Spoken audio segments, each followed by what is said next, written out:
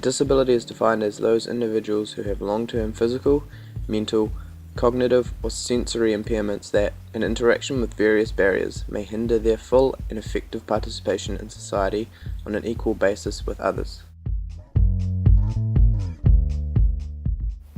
There are 5 different types of disabilities.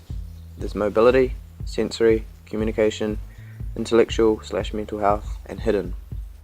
Mobility. This is what people are confined to use as forms of transport, for example, wheelchairs and mobility scooters.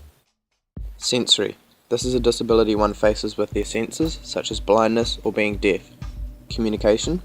This disability is most commonly portrayed in impaired speech. Intellectual/mental health. This refers to behavioural disorders often established at birth.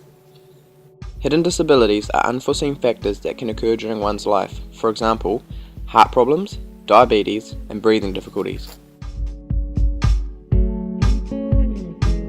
Accessible tourism is a form of tourism that involves collaborative processes between stakeholders that enables people with access requirements including mobility, vision, hearing, and cognitive dimensions of access to function independently and with equity and dignity through the delivery of universally designed tourism products, services, and environments.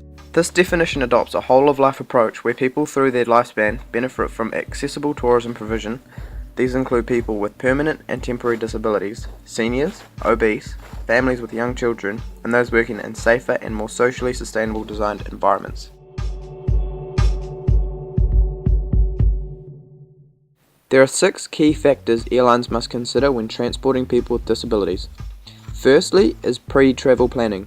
Some airlines have segregated booking systems for those with disabilities and those without disabilities. Secondly is the boarding and disembarking process. Often people with disabilities are separated from their equipment and in turn feel a loss of dignity and often a sense of shame for having a disability. Thirdly is seat allocation. This can cause people with disabilities to feel a sense of anxiety as they may well be surrounded by healthy people and will feel a sense of judgment. Fourthly is personal care issues.